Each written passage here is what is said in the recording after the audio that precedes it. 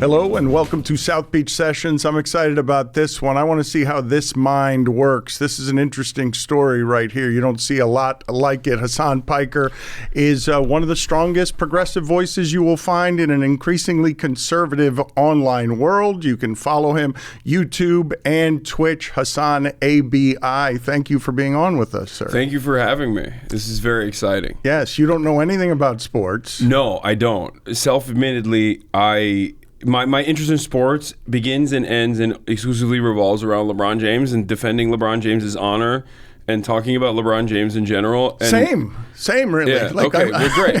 But like I am open and unashamed about the fact that I very rarely watch even basketball. I play basketball all the time. I play it weekly, but I don't watch professional sports at all. Weekly, WEEKLY, not WEAKLY, right? I imagine in the post you're tall. Like every week. I imagine every physical. Week. Yeah, no, I don't play in a weak way, no. I mean, I do have, like, people call me the Turkish Jokic, but you know. They call you the Turkish Jokic. Because I'm slow. Okay. And also have a weird shot, but it goes in.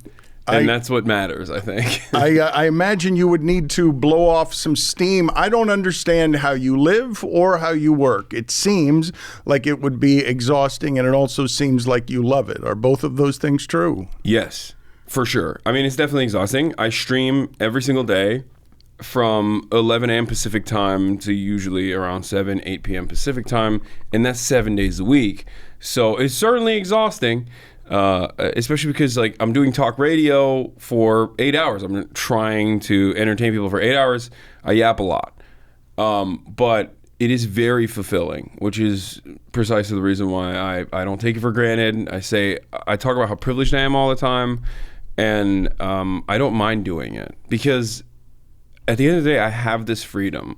If I didn't want to do this, I wouldn't have to. I was just talking about this with my dad, who's visiting from Turkey, staying with me this morning, where I was like, I don't have to wake up at 7 a.m. every day. I do because I want to, but the freedom of not having to do that is tremendous. It's really important. I would imagine, though, that there's an addictive quality to what it is, too. If it's 8 hours a day and 7 days a week, you don't have to do it like that. Absolutely. There's definitely an addictive quality to it. Was that mine or yours? That was yours. That's a $5 fine. You're going to have to put it on the table. My dad is, right as I was talking, my dad has just been like aggressively calling me, and I don't know why. And I don't know why it's ringing. This has never happened in my entire life. I don't know what the hell's going on. It's important that you should take that. No, it's fine. It's a FaceTime, family FaceTime. It's just annoying because I got a new phone, and I think the new phone does not... Do you need a minute? No, I'm good. I put it on Do Not Disturb. My family loves having family talk. They love calling every morning and then having like a big FaceTime discussion. And you don't? And, well, I don't mind it usually, but I have a very limited time frame that I can have these sorts of talks, and then sometimes they catch me while I'm on a podcast, and it's very embarrassing. But don't worry about it. Your life, though, does seem crazy. And why is it that it has to be 7 days a week? Why is it that it has to be 8 hours a day? You have to stay ahead of people, correct? Yeah. I mean, it's a one-stop shop. It's a one-man media operation. So there's so much to talk about. And when I'm not talking about stuff, there's, I'm playing games and things like that and doing fun, different kinds of fun content, like collaborating with other content creators. And I feel like that also serves a separate purpose. So it is addictive for sure, but I think I wouldn't be able to do this if I didn't have a moral compass guiding me. I would not be able to do this if I did not feel as though what I'm doing mattered to a certain degree and it gave me emotional fulfillment. Inspiration, I would imagine, yeah. Right? Yeah. Can you tell me the backstory? How did all of this happen? How did the professional part of it happen? We'll get into your family life, the immigrant mentality, and where it is the work and the drive comes from. But the professional part of it, how did it start? I guess, well, one, I was always political. I was always interested in politics growing up in Turkey, so that's a big part of that. But then I started working on my uncle's startup called the Young Turks. It's a 26-person media company at the time. It was a YouTube channel, and it had a bunch of other smaller YouTube channels underneath that umbrella. I interned with him, and then I wanted to live in LA, and I had no job prospects. I lied to my family saying that I was gonna take the LSAT and go to college, and maybe even go to UCLA Law, and that was a lie. I was not interested in that at all. I just wanted to come to LA because I wanted to leave New Jersey, which is, I think, fairly reasonable. So I came out here. I worked for the Young Turks for years, and in that process, I initially started off on the sales side. They didn't have any sort of like internal sales division, so I basically built that. I built the client lists. I did the cold calling. I did all of our advertisement operations at the time at the Young Turks. But the whole time I was like, I want to do on-camera stuff. So I would just like slot myself in wherever I could. And it's a startup. So there was an allowance there for me to be able to do so. And I started doing like the culture stuff, the media stuff, on whenever like a guest host wasn't there, I would just fill in last second. And I was so bad. I was so bad on camera. It was crazy. But I knew that I would just have to constantly train myself and constantly keep going until I would inevitably get better. And now I can't shut up. So I guess to a certain degree it worked out. But I was doing that at the Young Turks, and at the Young Turks in that process, I figured out like I need to have something for myself. And I also need to, I'm a gamer. The market at the time for gaming and commentary was heavily dominated by the right wing, which is not dissimilar to what it looks like right now. But I wanted to show that it wasn't just like woke SJWs. Like the left was much larger than this. It was a diverse umbrella of people who are progressive minded, but can also have fun. Because I think that the right had so successfully undermined the optics of the left in general by constantly presenting them as woke radlibs who never enjoy themselves, who don't want to have any fun, who are very censorious and yada, yada, yada. And to be fair, like that's how the right is as well. And that's how they've always been. And there was some truth to that in general, but I think that it was so successful as a mechanism of pushback, is so successful as propaganda that a lot of young men responded to that. And I wanted to tackle that. I wanted to penetrate that. And I wanted to show people like, no, you can have progressive politics and like still have fun. This is ridiculous. And all these guys that are actually pointing the finger of blame at the left and saying that they're annoying and woke scolds are actually just neck-bearded losers themselves. And they also are hysterical quite frequently. And that's how I got on Twitch. How long did the lie last with your parents before they realized that you weren't here for the reasons you said you were? I think they kind of gave up on me, so that was fine. I think, I'll just say it like this. Every phone conversation that I had with my dad when I was working at the Young Turks and until I would say 2021, every phone conversation was, when are you going to get a PhD? Like, what are you doing? When are you going to get higher education? You have to get higher education. Your father's a scientist, your mother's a professor, right? My mother's a professor, my father's a professor as well. He's not a scientist. He is, because I don't think, being an economist is a real science.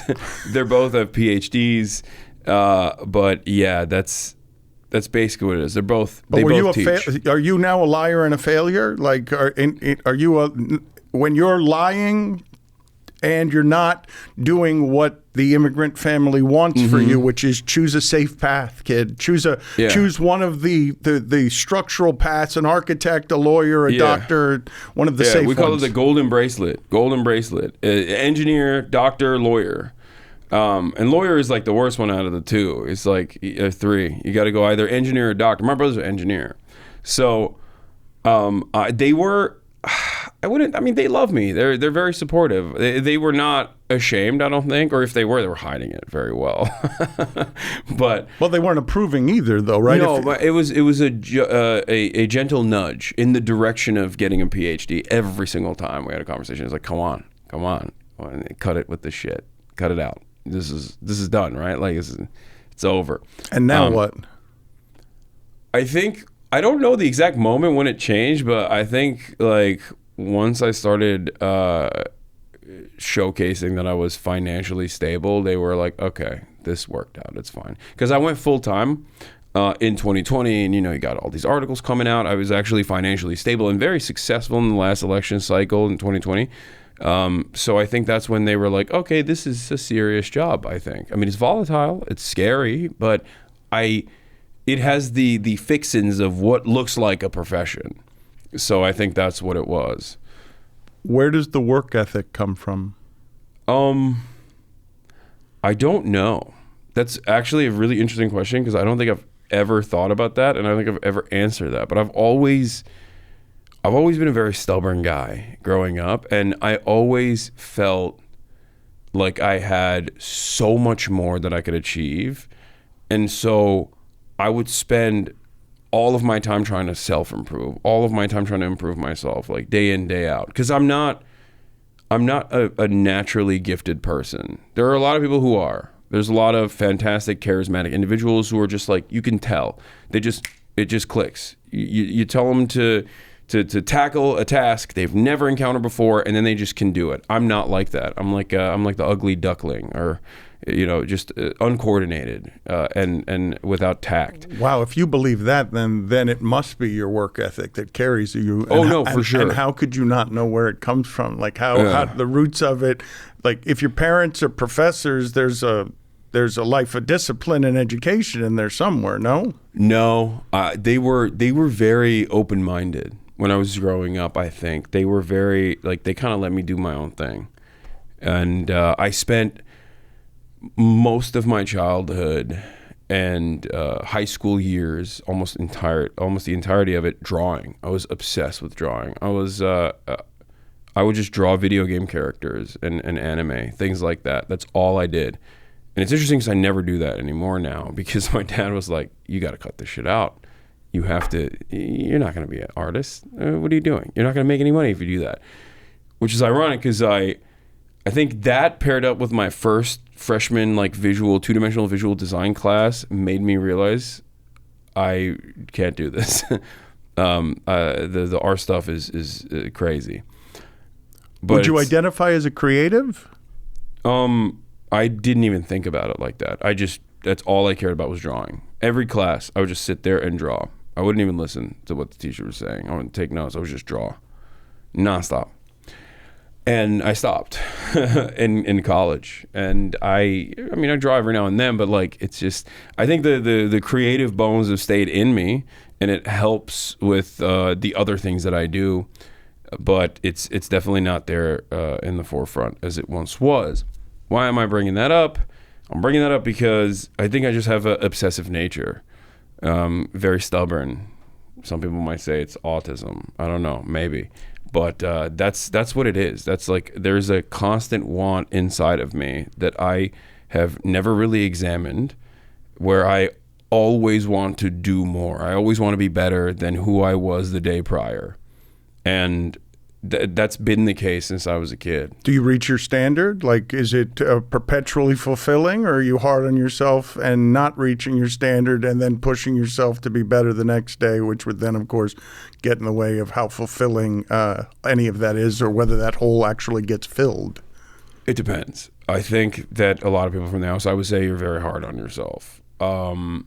I say it because I can relate, by the way. I say it's been something that I've done for a while that I'm trying to consciously alter, but I'm a lot older than you are. I don't run into a whole lot of successful people who don't have some of that in them and don't sometimes forget to enjoy it while they're having it.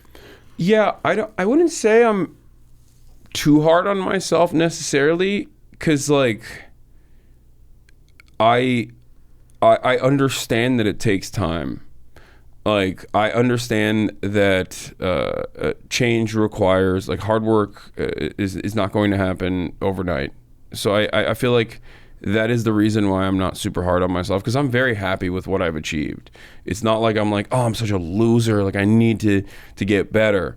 Whether it be playing basketball and trying to dunk again, right? Or whether it be working out, physical fitness, trying to hit certain PRs.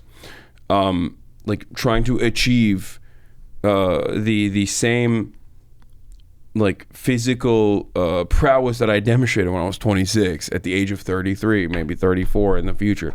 All of that stuff I am aware takes a lot to accomplish. And so I take the gains that I make in the short term and I don't take it for granted. That keeps me very motivated and very happy. So I don't think I'm too harsh on myself.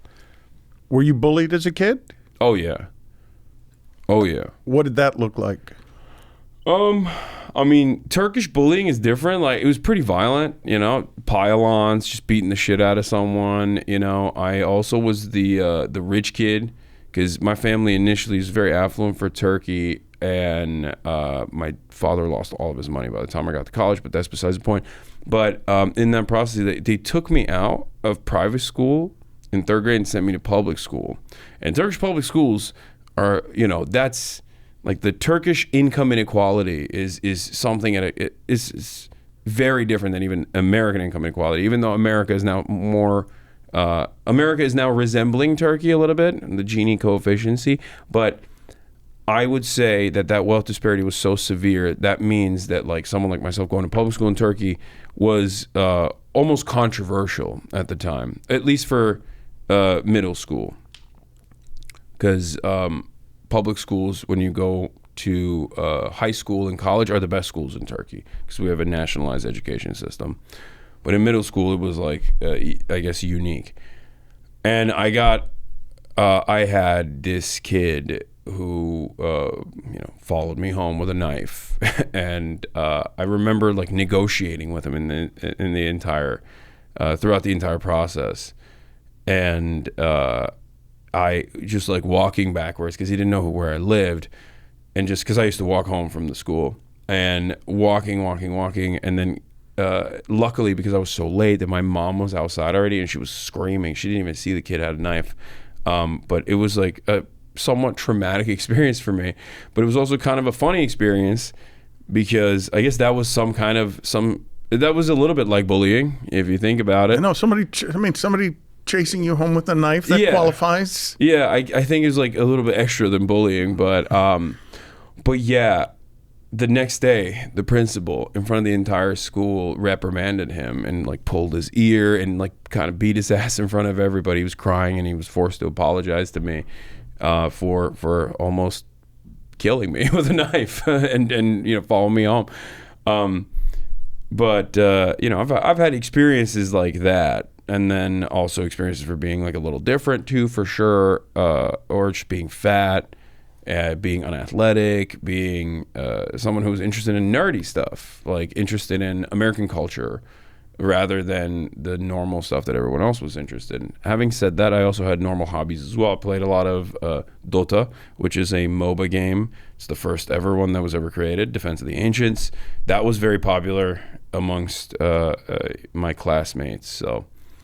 Is it a long period of fear here? Like, what are we talking about? If a child is getting bullied and a child is just eager to fit in, doesn't want to be noticed too much, what are we talking about? Like, how much fear is in your daily life as you're growing up, and how long does it last? I mean, it wasn't like, I don't know. I wasn't like afraid to go to school or anything. I mean, I didn't like it. I didn't quite like it, but I think that's probably why I dove too much into just like doing art in general. But I did have some close friends. It's a different thing. It's different in Turkey. There's like, they don't have the same cliques in Turkey in high school, or at least they didn't when I went there, or at least the high school I went to didn't have that. But, I was best friends with one of the best basketball players in the school team, right? And he also would draw a lot. So we were just like, we would hang out all the time. We lived close to one another. So it wasn't like, there wasn't like a concept of like cool kids, but I also was getting bullied at the same time by like other random bullies. But they weren't the cool kids, if that makes sense. Like, it's a weird dynamic. But I just kind of kept to myself for that reason. I just, drew and did what I wanted to do. Kind of like now. How did you grow out of it, though? Like, when did you start to blossom? Definitely college, because it gave me an opportunity. I think when I was younger, I would do this every summer break. I was like, I'm gonna reinvent myself, because like there was so much that I desired that I was not achieving. I'm gonna reinvent myself. I'm gonna be cool when I come back from summer break. And then I think college was when I was actually able to do that. That summer I lost a lot of weight, and also I went to Miami, University of Miami, and all of a sudden I was an international student that was coming in with a bunch of other scared international students into this like new environment. So everyone is trying to figure out where they are in this space. And for me, I think that was an opportunity where I was no longer like a weird person that was sticking out, because everyone else was weird. Everyone else coming to college, it's like a totally new, a complete reset. And I think that's when I started growing into my more social personality, for sure. How much culture shock was there? Not that much, because I grew up, and this is kind of embarrassing to admit, but I grew up with one dream and one dream only. It was to go to college in America. That's it. Like I did not even think about like what my profession would look like. That was my only goal. I wanted to go to college in America. I wanted to live in America. I wanted to leave Turkey and I wanted to live in America and go to college here. You almost did. You went to Miami. You almost got to America. Yeah. I did. You're right. It was close. But Miami's a great place for international. I'm going to get diverse America. I'm not going to be in Wyoming. Oh yeah, I wasn't even thinking about that. I would have loved Wyoming at that point. I didn't care, because like when you come from other countries, I have friends that still do this when they visit me from France even, and it's not like France is like developing nation. They get so excited to go to like Trader Joe's and stuff. Like when you're outside of the United States of America and you come to the US, you're like, there are so many things that we all take for granted that for a foreigner is like insane. Trader Joe's is like an insane experience for the average person. CVS is an insane experience for the average person, myself included. Like I still enjoy going and shopping. Your only dream was get to college in America because what? Because were just it's the land of the free. I was like, this is going to be so sweet. Once I make it there, everything will be good.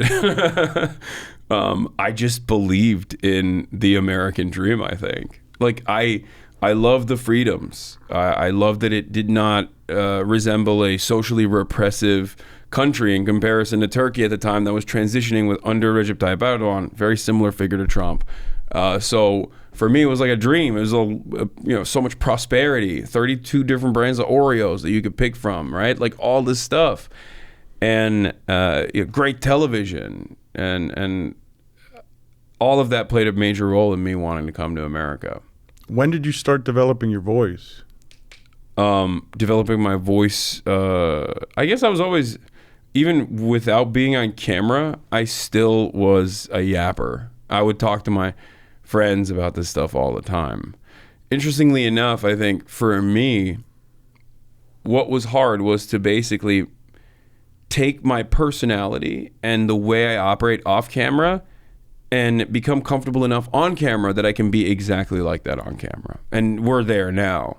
But this conversation that we're having would not be different whether the cameras are on or off. Like this is exactly how I am. But are you a one-man operation? Like what? So you have people who are helping you with publicity and whatnot. But when you're doing what you're doing, it's you with 1,000 tabs going straight ahead. Do you have trouble sleeping? Because I would just imagine that your mind is working all of the time. Yes and no. I feel like I sleep like a baby. Like I don't have an issue going to bed. I just knock out. But I will wake up, take a piss at 5 a.m. every morning. And when I do, I notice myself like arguing with commonly held perspectives when I wake up in that moment where I'm like, oh, fuck, what am I doing? But sometimes I'll be like, that's a great argument. I got to remember that. So upon waking, your first morning meditation, when I'm asking you, can you get your mind to stop, is to argue with commonly held beliefs as you shuffle to the bathroom. Yes. 100%. Because I would imagine your mind doesn't, I don't know whether you do meditation or breath work or any of that stuff, of that. but I imagine it's a bit of a fishing reel, that it's...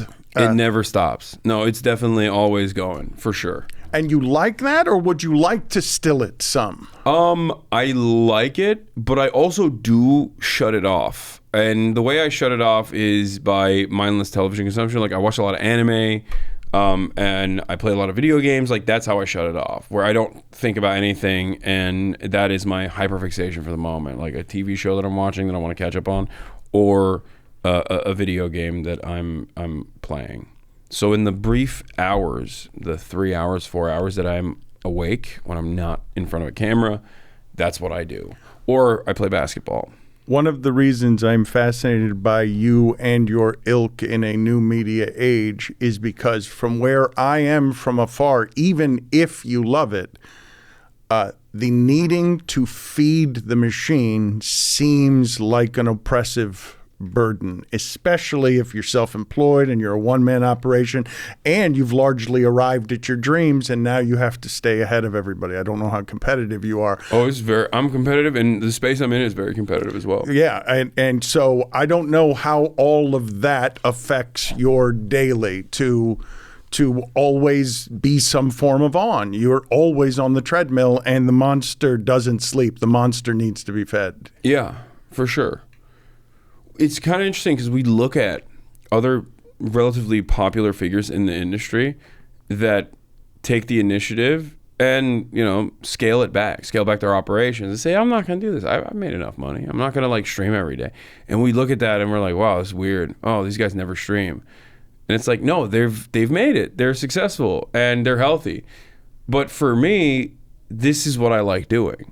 The moment that I don't enjoy doing this is the moment that I'll stop. There's only been one instance where I've actually truly thought about changing my trajectory and just like scaling all this back and maybe even stopping it entirely. And that was, I would say, post October 7, when in the aftermath, in the months that came up afterwards, everyone was like, a big chunk of my community left because they were just like, they had never encountered someone who was, I think, for Palestinian emancipation, and in the aftermath of such horrifying actions, for many people, their first encounter was October 7, right, with the issue, and they're like, this is the most barbaric, this is the scariest thing I've ever seen. So when I was like, no, this is how it's been for 75 years, and the reason for that is because of Israel, they were like shocked, and so many people left, and so many fans of mine said, no, this is unacceptable. And I think in that process, I felt so discouraged about what I was doing, because I was like, I've been saying these things for 10 years. I can't believe so many people would just be like, you're an Islamist fundamentalist, terrorist, and you need to be deplatformed. That was when I felt that was the only time I felt discouraged, where I was like, damn, what I'm doing is not working. And I think people resent me for it, for my positions, and I don't know if I can like penetrate public consciousness. Now obviously we're in a very different space now, because 16 months later everyone's like, okay, maybe you were right, you weren't that wrong. But that was when all the attacks that I was getting, smears, I wanted to quit. I wanted to go and ironically do what my dad's been asking me to do, which is get a PhD and maybe teach, go to college. How long did that funk last for? Because doubt, when you're as confident as you appear, is quite the poison. And you're also existing in a space that is a super mental health challenge. Oh, yeah. That paired up with like seeing the atrocities every day. I'm talking to people in Gaza, and it was not good, for sure. It was not good for my mental health. And I did this every single day, nonstop, regardless of the hemorrhaging of the audience, or regardless of like people freaking out. And how did I deal with it? Being fucking stubborn. I was like, I know I'm right. And one day you will see that I'm right. History will vindicate me. And I just kept doing what I was doing regardless. And I think a big part of what reinstilled the confidence in me and what I was doing was when I and this is something that happens frequently. When I went outside and went to the student encampments, I went to UCLA, and all the field marshals, all the protest marshals there, all the organizers were like, dude, we're here because of you. Like, you have opened up my eyes to so many different things. Like, you've been such a positive force. And seeing that in action, like seeing what I try to do in action in broad daylight, that is why I do what I do. And that was very encouraging, galvanizing. Take me through the examination, though, of the hopelessness, the introspection of realizing, oh, look at how much of my identity is being tied up in whether people are leaving me or not. And sure. Just all of it. Like, for you to get to a point where you're thinking about quitting, when I'm surprised almost every day that you're not hopeless. There's a part of this fight that can feel that way. Yeah. Well, part of that is because as a leftist, like, I'm used to taking L's. I tell that to everyone all the time. I'm like, change is gonna be marginal. It's not going to happen in a broad, sweeping fashion. Don't look to the right and assume that you can have a January 6th style situation. Don't look to the right and assume that you can have a Bernie Sanders presidency where he breaks the economy. And the way that Trump is right now, in the time of us having this conversation, Donald Trump came out yesterday and did Liberation Day. And he slapped on at least 10% tariffs to every country on the planet, including all the way up to like 46% or even higher for certain allied nations. Trade protectionism of that sort is not a right-wing position at all. A leftist politician would be able to do that, or should be able to do that, but they would never be able to do that. They get assassinated before they even encountered such a thing, such a move. And Trump isn't doing it in the right way anyway, and that's besides the point. The point is, change is marginal, and you should always maintain revolutionary optimism. That's something that I explain to people all the time, and that's something that's always in the back of my mind as well, because I know that my cause is just, and I know that my goals are to both self-improve and improve everything around me, albeit marginally, and leave it better than it was a day before. So that is what keeps me hopeful, even when I feel hopeless. And I guess I've grown accustomed to loss in that regard. So I don't expect it. I don't expect victories. So when they come, it feels great. And if it doesn't happen, then I was right. But what did you learn in the examination and the introspection of the wallowing in, I don't know if I can do this anymore? I've always been very aware that a big chunk of my identity or a big chunk of like what I enjoy is directly tied to something that is unfortunately quantitative. And I say unfortunately because commentary or any sort of visual medium like the one I'm in is supposed to not be quantitative. It's supposed to be qualitative. But because it's associated with a number, you can immediately see whether you're doing right or wrong. And I think a lot of people in my field associate success and happiness with higher number, better person. I definitely have the ups and downs, right?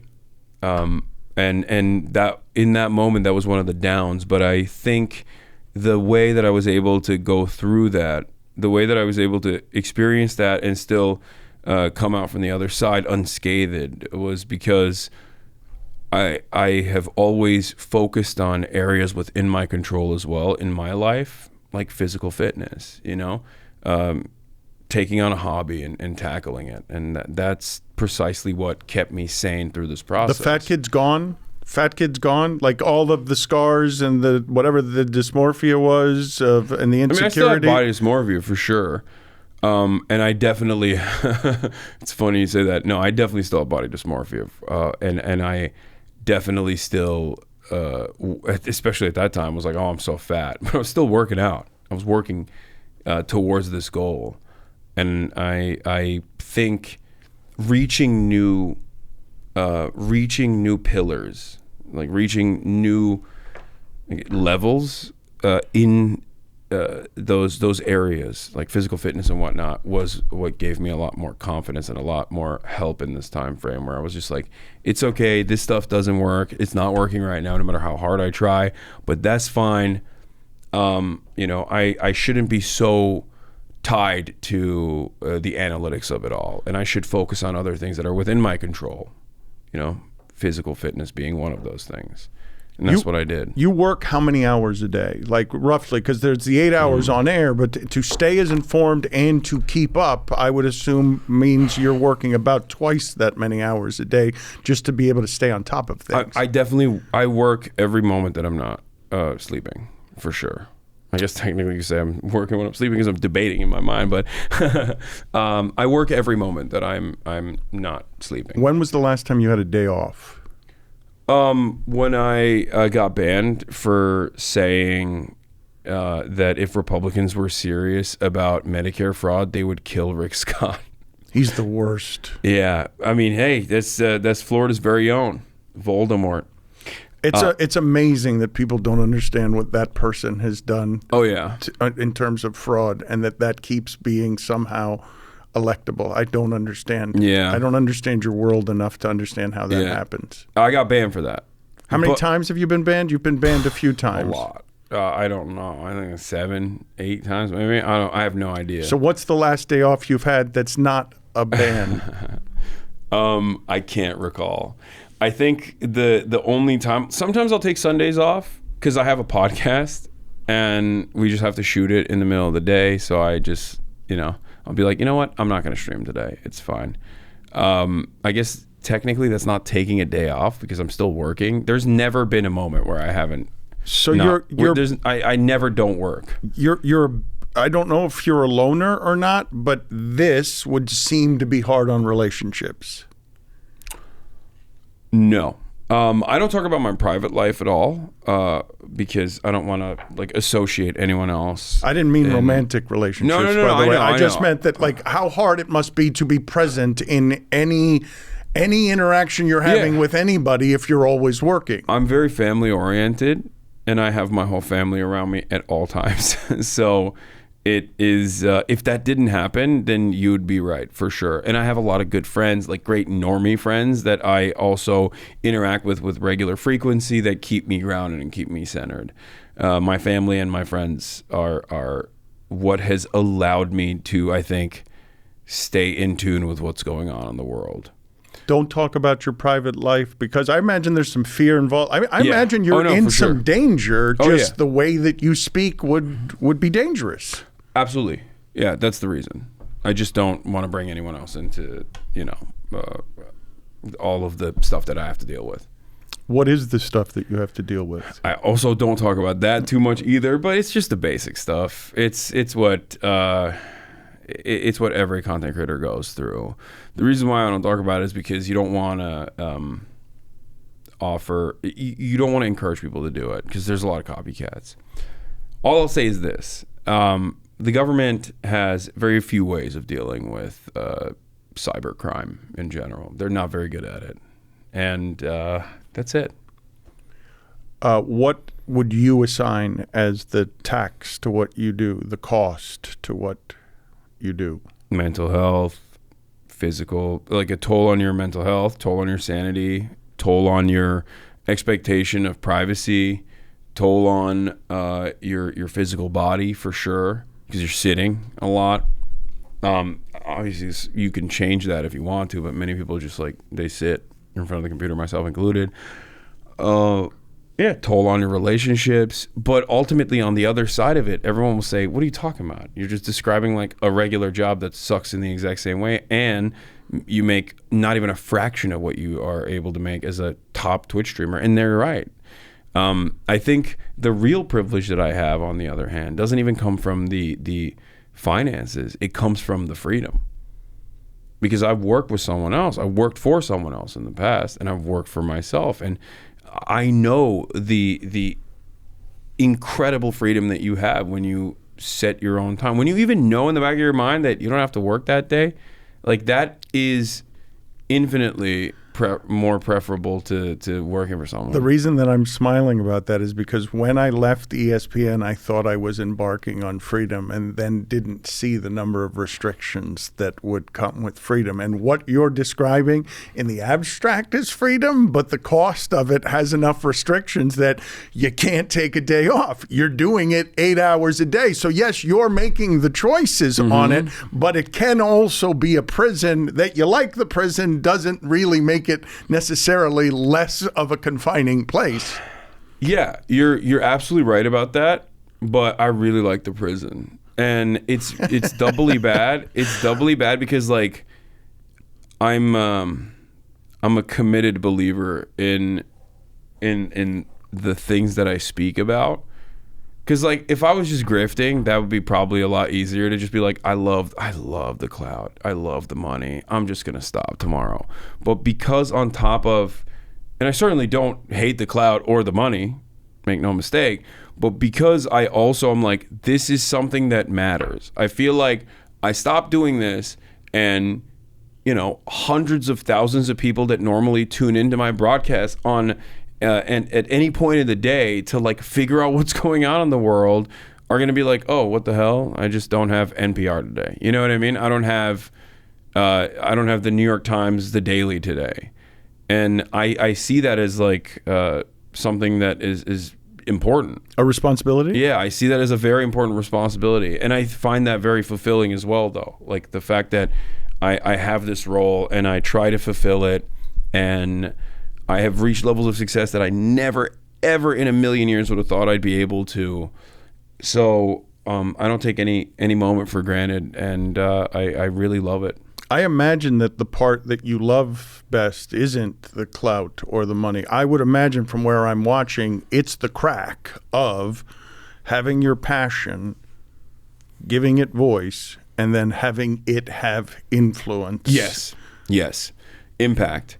That's what matters to me. When I hear about, a Chipotle unionizing, and in the article they talk about how like they met over and bonded over their mutual appreciation for myself. And I'm like, that's it.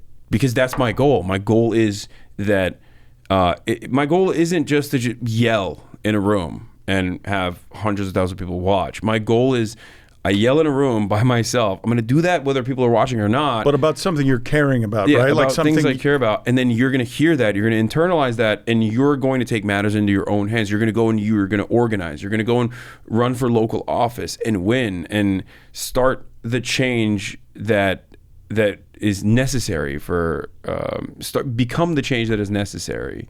Have your parents absorbed that you're a modern teacher, that you're doing the same thing they do? You're just doing it in a different classroom. Yeah, I think so. I think to a certain degree, but I'm too brash for them to recognize that. So I think it's hard. But yeah, I mean, especially during COVID, like my mom was doing, Zoom teaching, like remote education, which is ironically the exact same thing that I was doing, Well, you are teaching. To a certain degree, yeah. And having fun with it. I mean, your audience is at least partially in there. There can be entertainment, but they're not in the circus tent because of the entertainment. They're in the circus tent because of the the nourishment. Yeah.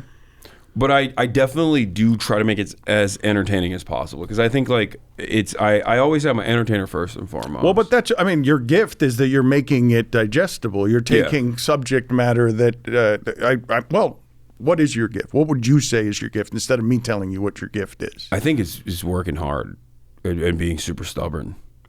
Those are my gifts. I have an incredibly addictive personality, and early on in my life, I realized like if I focus my addictions not on vices, because I've struggled with alcoholism as well. So like for me, I realized if I just get addicted to working out and like eating right and working hard in general and bettering myself. Healthy vices. Yeah. If I just focus on healthy vices rather than unhealthy ones like gambling, alcohol, getting laid, things like that, and partying, then I will be able I'll be very successful and happy as a consequence of that. And that's what it is. How did you find whatever tools you needed to manage the alcohol and the knowing yourself as an addictive personality? One of the reasons that I've never tried cocaine is because I'm like, It's know kinda mid. I'm a little I'm obsessive here, and I don't want to not have control over something like that. Yeah, it ain't that hot, I think, but I don't know. Maybe people get really addicted to it, so it makes sense. But it's fun. It's all right. It's like I would say it's like Adderall, but worse. I wasn't asking you about cocaine. Anyway, sorry. You're right. You went off to a dreamy land thinking I was just thinking about mid cocaine. You know what came to my mind? Theo Vaughn talking to Donald Trump, going, "Cocaine will make you feel like an owl, homie." And now he's the fucking president. That's crazy. That was my moment where I realized that like Trump was probably going to win, and the podcast circuit that he was doing was like infinitely more successful than people realized. What were we talking about? Sorry. I was asking you how it is that you you brought up alcoholism, which surprised me because you don't talk about your personal life. Oh no, I do. I talk about that stuff and the addictive portions of it. And I'm asking you how you got a hold of that, how you were able to find the tools you needed to manage that. I had really good friends. I got, ironically enough, I got pulled over for a DUI and arrested for a DUI when I wasn't drunk, but I had definitely been careless in the past. But that was my wake up call. I'm broke. I'm living in a frat house after college at this point because it's like free board for me, right? I'm making less than minimum wage basically. I'm barely making ends meet, and now I have this thing standing over me that is going to dominate my professional career for the rest of my life. Because at that time I was in sales, right? And I was like, I gotta change my life. This is over. My life is over. I'm done. You know, I don't have $10,000. How am I gonna pay for a lawyer? Because I got arrested. They made me blow on the field breathalyzer test like 8 times until it was, I guess, over 0.08, so they could take me to get blood work done. And then the blood work showed at the end that I was actually lower than the actual legal limit, so they didn't have anything to prosecute me with, so they just dropped the court case in its entirety. But the arrest record is still there, and I was in jail that night, and for the months after the arrest, like I thought, you know, there's gonna be a court date and I'm probably gonna have my life ruined. Like it's over for me. And so that was definitely when I was like, I'm done. I'm quitting drinking. And I did. And I'm glad that I did, because now I can definitely see certain vices and certain addictions like get out of hand very quickly. But especially with alcohol, every now and then as a social drinker, if I go to a party and I'm like peer pressured into it, I can just like have one drink. That paired up with the fact that I'm 33 and will be insanely hungover if I go overboard and have a couple, has kept the demons at bay, I guess. And I never really want to drink in general, but I quit drinking for like 2 years in a row. Nothing's more important than work, right? Yeah. Which is stronger for you? Well, nothing's more important than fun. But work is fun. That's the way I feel about it. Which do you identify as stronger within you, the pull of addiction or your will? Pull of addiction. Mm-hmm. Yeah, but my willpower overcomes it. But I'm able to overcome it through repetition, through tricking myself, basically, slowly but surely into building that habit until it becomes almost addictive to follow through. But definitely the pull of addiction is what is my North Star, for sure. How long was the struggle to develop what you've developed? Like, give me what the early months, even years, looked like as you were building this thing. Years. I mean, it's every single day. I started off on the content side. I started off I was terrible unscripted. So I started out with writing a script and then doing a teleprompter in front of a green screen in this like supply closet. That was all right. That was fine. That actually got a lot of success when it was called The Breakdown on Facebook. And I just knew that I had to keep doing it, whether good or bad initially. I just have to keep going and I have to keep doing it and develop myself and get better and better at it. It was part of the reason why I started going. Part of the reason why I got on Twitch as well was because I wanted to get better at unscripted talk in contentious environments where I'm trying to entertain someone. And I knew that if I were to, because I was playing Fortnite all the time with my friends anyway, I knew that if I were to like just live stream that process and try to be entertaining, that would get me better off the cuff. And it seemingly worked. So that's how I built it for years and years, brick by brick, both improving myself and improving everything else that I'm doing on my output. But when did it feel like it was breaking through? When did you realize, wait a minute, this isn't just a silly thing I'm doing with my time. There's a career path here. There's something that's real here that can be forever. First revelation was I walk into, I think it was like Buffalo Trading Co. or whatever. It was like a secondhand thrift store. This is like 2016, 2017. I walk in, I'm doing these videos on the Young Turks. And these videos are getting like 30 million views a week because the Facebook video faucet had opened up at that time. It like literally made and then broke a lot of media companies like Upworthy, right? You know? So at that time, I'm doing these Facebook videos and they're getting 30 million views. And I'm like, I don't know if this is real or not. Like, is this real? Is there real motion here? Are people actually watching this or is it just fake? I walk in and this dude is on the phone talking to their friend, completely oblivious that I'm there, about the video that they've watched, the last video that I put out about Tommy Lauren. That's when I was like, damn, like it was kismet, it was luck, you know? But this is actually penetrating public consciousness. Like this is something that people are interested in. So that was my first like moment where I was like, oh my God, people actually do care about what I have to say. This is crazy. And then the second thing was when I went full time on my own in 2020. And I think like while the George Floyd protests were taking place and everyone was at home and stuck and they were all looking for exactly what I'm doing, basically a sense of a place for a community of like-minded individuals that are constantly going to keep you informed. And when that, you know, when my community just like exploded in size in that process, that's when I was like, oh, okay, this is beyond what I have ever imagined what my career would look like, or even have a real career in this. What would be the way that you would describe your relationship with your audience? Parasocial, but in both ways, where I'm parasocial with them as well as they are parasocial with me. It's definitely unhealthy. Because I talked about this in COVID. Like my dog died during COVID in the first couple of months, and I was alone. I was in my one-bedroom apartment by myself, and I had nowhere to go. Couldn't go to the gym. You know, demons start creeping in. I'm like, I got nothing going on. So I just poured myself into my work, 14-hour streams every day. The year of 2020, I streamed 42% of the entire year. 42% of the entire year. Not like 42% of, like I was on camera for almost half of the entire year.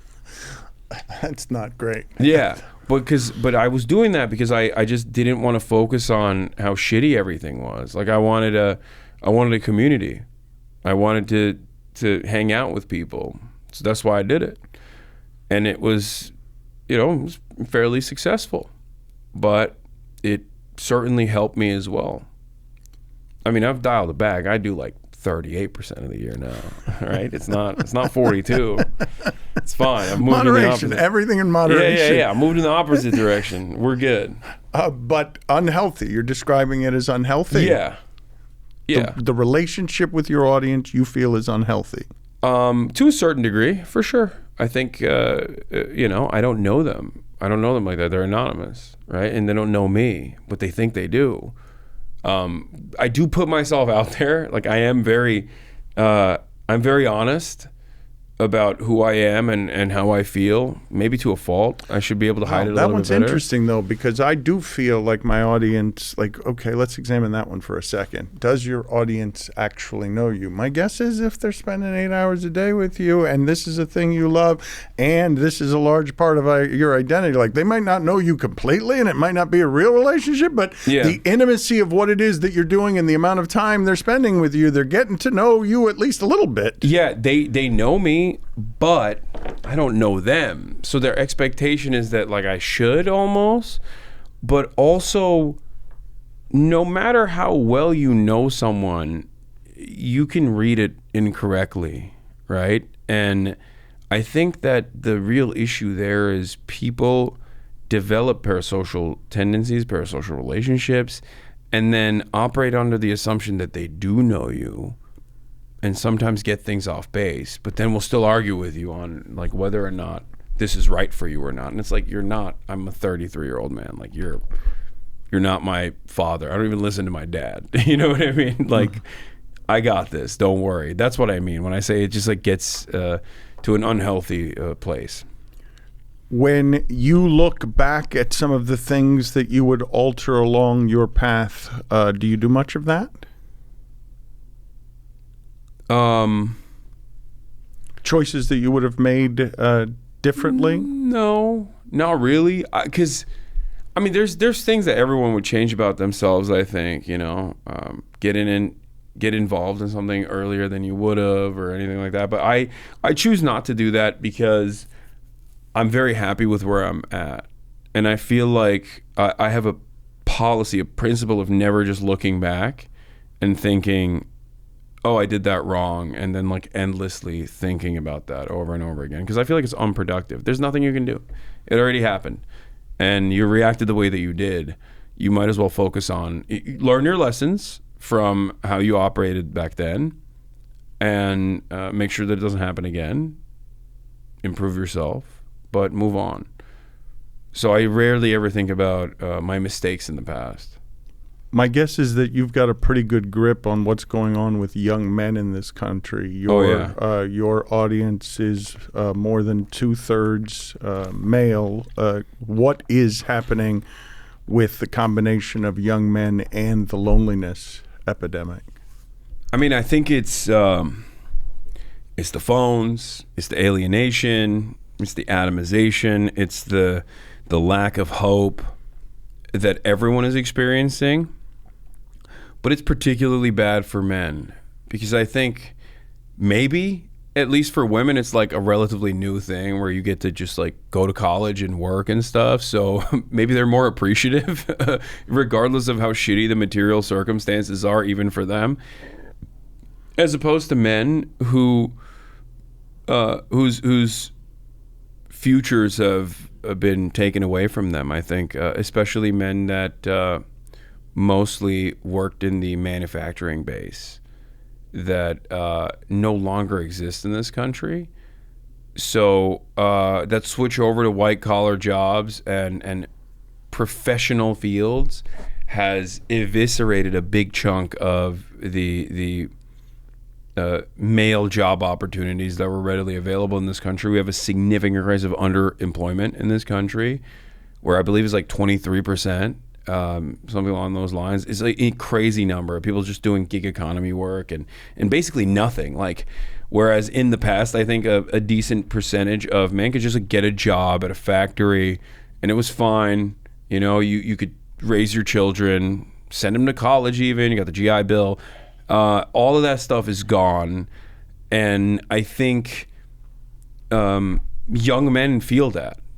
They feel that. Young women feel it too.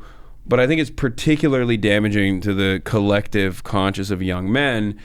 And young men, unfortunately, are also very susceptible to, and very in that vulnerability, they're very susceptible to believing like just a guy that masquerades as a role model, but is a bad dude, like an Andrew Tate's of the world.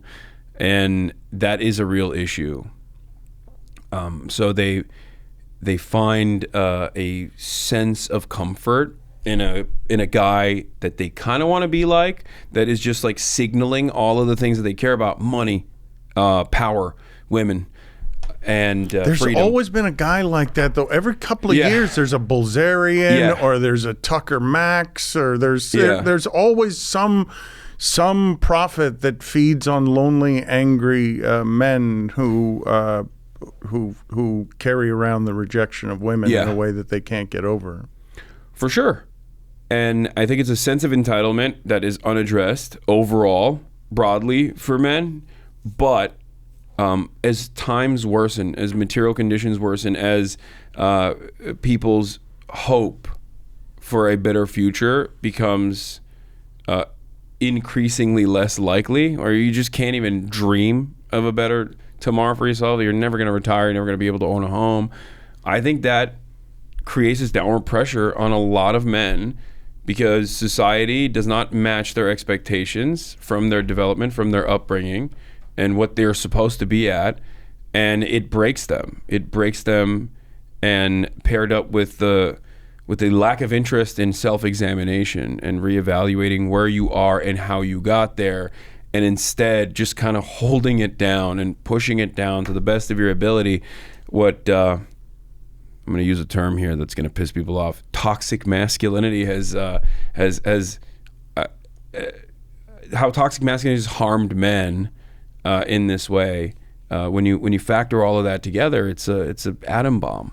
Well, when you talk about the relationship with your audience, like, I don't know because I can't possibly understand what the new media space is that you particularly occupy, the combination of ingredients that is possible. It doesn't mean your entire audience is this or even most of it, but the combination of angry, lonely, and anonymous, those three things, having a lot of that anywhere in your interactions or your life is a burden that comes with your success because this is what you've built in the last 10 years it's a new space. You're fighting for a new media space, and that audience, to me, that particular audience scares me.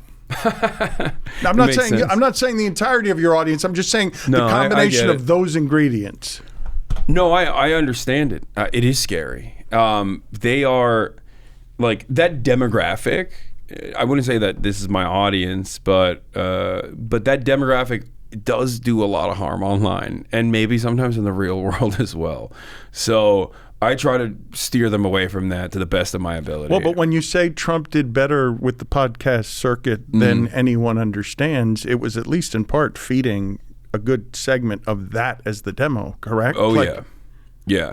Just, I mean, that demo isn't just young men, though. That demo is just men, white men especially, but men across the board. Like, I was in a Uber going to the Bernie Sanders AOC rally in Nevada, in Las Vegas, and my Uber driver was talking about how, he loves Theo Vaughn and Joe Rogan, and lo and behold, he was like, I'm so glad that Doge is cutting Trans Sesame Street or something in Iraq. Like, that's what they're doing in Iraq, Trans Sesame Street. And this dude was like, I think he was a teacher, or no, he worked in Western Pennsylvania in a oil field initially. He was a fracker, and I guess their company used to work on federal land, and Biden stopped offering federal land contracts, and he lost his job. But instead of carrying that resentment towards his boss for not doing right by him, he just hates Joe Brandon. He's like, I hate Joe Biden. And I think in that process, he just like found podcasts and became this guy who believes in nonsense, believes in falsehoods, because he hears the podcast guy who he's parasocially connected to tell him, like, this is what's going on. And he just regurgitates that to feel smart about himself. And it slowly but surely becomes a mantra that he believes. This is a dangerous cycle. That man was in his 50s. He was not a 25-year-old, right? So I think we have to examine a lot that has gone wrong. How do you walk away from that conversation? Like, what do you must, some form of that conversation is happening all the time? I would assume. Yeah. I try to be like water. I try to Bruce Lee this shit when someone comes at me with that, I try to make a quick assessment of how much they care about this particular thing. Because if it's like borderline psychosis, if you have a pathological obsession with trans people, I'm not going to be able to shake you from that position. That's like mental illness for the most part at that point, right? If you're like constantly worrying about that, it does start resembling like, and I'm sure people in your audience know someone like this, whether online or in their real life, where they're just like maybe a little too worried about this stuff, where it's like, there's like 30 of them. Calm down. You know what I mean? But I usually look to like quickly try to understand whatever the key issue that we're talking about. This time it was like trans Sesame Street or whatever for USAID.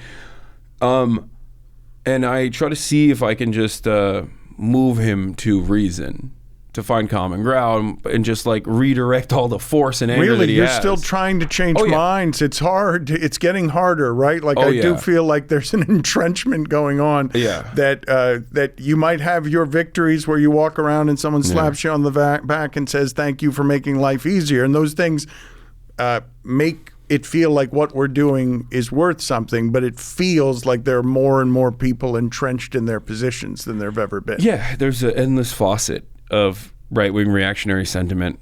So that's not, I understand that that's just what the market looks like. And this is the outcome. People believe in nonsense. And there's not much you can do about it. And this is what you do about it. You try to redirect those conversations and hope that that person will remember that conversation and will have a takeaway from that experience that is otherwise positive. So what I did with him was basically like, set a trap for him. I was like, oh, you heard about the Trump trans women in sports thing? And he was like, yeah, I heard. And he's like, oh, are you excited about that? He's like, oh, hell yeah, thank God, no more men playing against women. Something along those lines, right? Like classic. It was like, okay, but the egg prices are dog shit. What's up with that? And he was like, oh yeah, I guess you're right. And I was like, yeah, don't you think that he's just like distracting you because he doesn't want to fix the egg prices? And he started thinking about it. I could see the cogwheels turning, and the thing that I said to him basically was like, how many trans athletes do you think participate in the NCAA? And he just had no idea. And I think, what is the number, 49? It's not very many. Yeah. So it's like, you think there was more people standing behind him signing that thing than there are trans athletes in the NCAA. He's doing it because he doesn't want to fucking fix the egg prices. He wants you to be locked in and laser focused on someone who has no power over you. And I also told him, because he said he was a Theo Von fan, I was like, go listen to my Theo Von interview. And I think you'll like it. And I basically say similar things in that conversation as well. So I try to do that a lot, because there are certain things that I think we delude ourselves into having firmly held convictions on when we just don't care. I think that's one of those things. These people don't give a fuck about women's sports. I'm sorry. You make fun of women's sports every goddamn day of the week, and you say, women's sports, who's watching that? What am I, a pussy? What am I, gay? And then all of a sudden you're like, a high school swim meet? We have to protect women's sports, the integrity of the high school swim meet. It's like, what are you, a pedophile? What do you mean, you high school swim meet of a high school that you don't fucking go to? Get out of here. You don't know that. You don't know anything about the high school swim meet. You shouldn't know anything about the high school swim meet. Why the fuck are you busying your brain with this? Because someone on a podcast told you this is what you have to care about. And they're like, oh, I don't get it. Trans people are weird, actually. Yeah, maybe they're doing it for an indecent purpose. Yeah, they're transing themselves to win a fucking high school swim meet. Get out of here. Why don't you do it then? Why don't you trans yourself if it's so easy? HasanAbi is where you go if you want that kind of passion and conviction on YouTube and on Twitch when he's not banned. Almost always on Twitch, except when he's banned from Twitch. Appreciate the insight and appreciate the time. I know you got to go. You got to get on air. I'm gonna do this for the next 8 hours. It's good seeing you. Thank you for making this time for us. Thank you for having me. This was great.